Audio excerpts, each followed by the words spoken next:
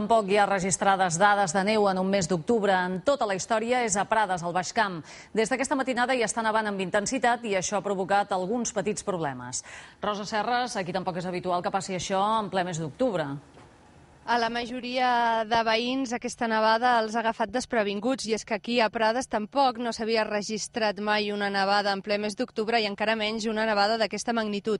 Cap a les 4 de la matinada ens explicaven els veïns que ha començat a nevar i de fet encara cauen algunes volves.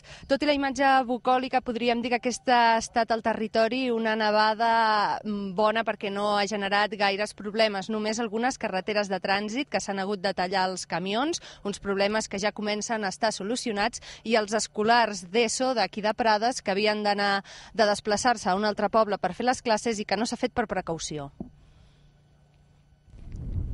La neu ha començat a caure a Prades cap a les 4 de la nit i a les 8 ja hi havia un gruix de 4 a 5 centímetres. Els més grans del poble no recordaven haver vist nevar a l'octubre.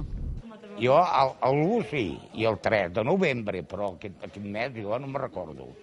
I és que, segons els serveis de meteorologia, no hi ha dades que hagi nevat en aquestes dates en els últims 90 anys.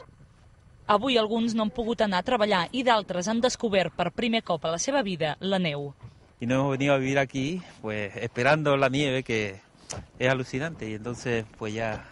Claro, nosotros somos de Bolivia y nunca hemos visto la nieve como caer ni aquí porque llegamos a Reo.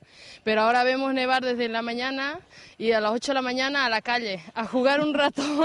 Els nens i nenes d'infantil i primària de l'escola de Prades han anat a col·legi amb tota normalitat, tot i que no han sortit al pati. En canvi, els alumnes de secundària que s'han de traslladar amb autobús a Cornudella de Montsant no hi han anat. A qui no ha agradat massa aquesta nevada és els aficionats al bolet. La neu, si no glaçara, pues podría ser que los 4 primeros días de marchar la neu, pues trobáramos los 4 que quedan. Y entonces hasta la temporada que viene. Accedir a Prades o a Vilanova de Prades era una mica difícil a primera hora del matí.